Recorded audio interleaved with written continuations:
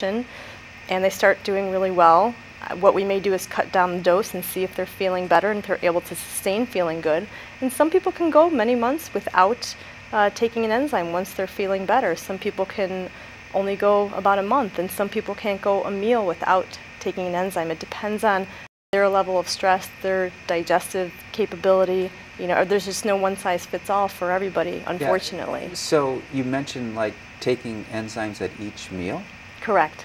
Now, does the enzymes work that quickly that it can help digest that one particular meal? That's true. They absolutely do. In fact, Dr. Loomis designed his capsule to open up within 30 to 45 seconds to be able to get past an incompetent digestive tract. Huh. How long does a typical medicine take to open up? A medicine or a pill? A pill? Yes, it depends on if how it's made. If it's, you know, compacted together, it depends on what it's put in. You know, some things don't break down at all. Some things will come out the way they went in. You know, I should ask you to tell our audience what enzymes are and what they do, because they might not have the knowledge that you do. So you want to explain enzymes since you've discussed it so much? Absolutely.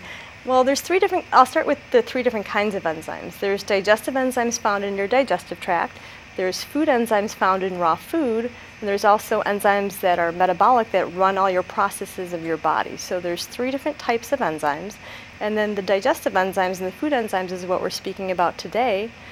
And those enzymes are basically little protein molecules that have amino acids and minerals and things like that to help create a surface tension of the cellular structure to allow things to penetrate in and get nourished and eliminate the waste. That's what an enzyme does. It makes the cell a little more spongy and a little more permeable so the nutrition can be absorbed. And could you actually see the enzymes on a microscope, through a microscope? I mean, actually, you said they help the enzymes help the cell looks healthy. Could you actually see the healthy cells Sure. and the unhealthy ones? Sure. People that do live blood cell, absolutely. You can see the cells that are kind of strung together that may have not a lot of oxygen or a lot of enzyme activity, and then once an enzyme is put in, you can see some of the cells break apart. I've seen it before. Now, I learned a technique called Doene self-massage, a hair massage, where you actually massage the abdominal organs. Mm-hmm. Is that something you'd recommend? Absolutely. Dr. Loomis's system is actually based on muscle contraction around digestion. So massage is absolutely called for. I think it's wonderful. I'm also a 19-year veteran massage therapist, so I think it's fantastic. Do you still do massages? Very little, but I still do. Yeah. Now, but what about the self-massage where you massage the internal organs? Absolutely. Anything to stimulate the organs to get some oxygen and some blood flow and some nutrition is fantastic. I think it's great. Well, now you mentioned oxygen. I got to follow up with a question. What about breathing? How important is breathing to digestion? Well, let me tell you, breathing is very important. Breathing actually opens up the rib cage. It helps the gallbladder to stimulate enough bile to break down your food and degrease the fat, and it's necessary. We don't breathe enough. We don't breathe deeply enough. Most women have gallbladder trouble. They are the ones that have gallbladders removed, not men so much, because women have the tendency to breathe more shallowly, and men breathe a little more deeply. So you guys do a little bit better in that department than we do, but breathing is very important, and there's the example right there. Yeah, and also, isn't breathing involved in peristaltic activity? Absolutely. Yeah. Absolutely. All right. So what disrupts the delivery of our nutrients? Well, the disruption comes again from the lack of enzymes being in the food to begin with. So again, food being heated or processed, and then the body's inability to break down the food. So there's where the disruption starts, and then it becomes a chain of events after the body can't manage what's going on in the digestive tract. Okay, and what about meat? Meat, dairy, what about those things? How does that affect the digestion? are those foods that we should avoid? Should we eat them in moderation? Obviously, meat has to be cooked. Correct. So how do we get past that? We take an enzyme.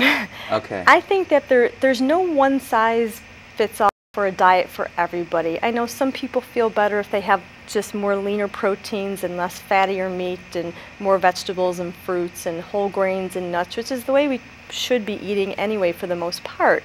But you know, some people have an easier time with carbohydrates. It depends. It really just depends. I think meat is okay. I think if you can, I think anything is okay if your body can break it down. You mentioned dairy. Yeah. Dairy is pasteurized, so pasteurization is a heating process Sure. that destroys the enzyme. Yeah. So everybody is lactose intolerant, just not everybody has this symptom. Some people are symptomatic, but their body can't manage the dairy that's going in. So unless you get the fresh milk, which is becoming more popular now. it's wonderful. Have you ever had it? No, I haven't. It's very well, good. I haven't drank milk in 30 years. Oh, okay. So. The raw stuff is good. I have had it. Yeah. Well, I have some friends with farms, so and they drink fresh milk, and you know, just got to go out there when they're milking. There you go. They won't get any fresher. You can't. Can you give some examples of the nutrient delivery system disruption? Sure. You mean as far as? Well, what occurs when the nutrients are disrupted? What goes on? Well, many things. We're back to symptoms again now. We're back to an obvious digestive problem with maybe gas or bloat or heartburn, maybe constipation or diarrhea. Those are your obvious digestive issues. And then the ones that are not so obvious, again, go a little bit farther down the chain where we're looking at maybe some allergy or maybe a skin inflammation or headaches, blood sugar imbalances. Poor sleep is a very big one that we see a lot when digestion is off. Now, is it true that most we do our more digestion at night when the body's resting and sleeping? Well, rest is your digest mode. That is true. And you're in more of what's called a parasympathetic state when you're in your rest and digest mode. So that is definitely true, yes.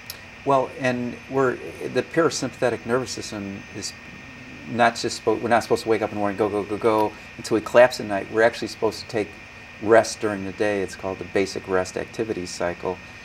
But many of us don't rest. We're you know, the pedals to the metal from the time we wake up to the time we go to bed, and just the constant activity, I would think, can cause digestive problems. Would you agree, disagree? I absolutely agree, and that's a wonderful analogy. It's true that the body has a mode of fight or flight. It has to be in one of those modes. You're either in a rest and digest mode or you're in a go, go, go mode.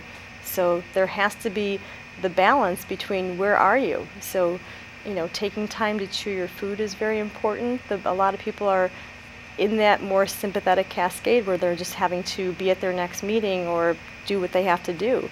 And when you're in that mode, you know, digestion is shut down. Now, it seems that some digestive problems are genetic, you know, like maybe irritable bowel or irritable bowel syndrome.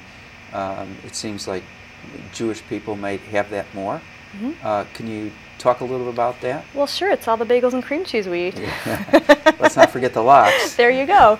I think that growing up in the, first of all, the genetics do play a huge part in this for sure. You have genetic makeup to start. Growing up in the same house, eating the same food gives you the propensity to have maybe some of the same symptomatology. So I think there's many factors involved. Genetics play a part, and then what somebody's eating plays a part. The amount of stress, what's happening, environmental stresses, it all does play into it, definitely. Okay, and regardless whether it came from nature, genetics, or nurture, the way the family raised you and taught you how to eat, what I'm getting from you is that we can change our digestion. We absolutely can. And how long do you think it takes a person to really switch their digestion around? You know, some people it happens at their next meal.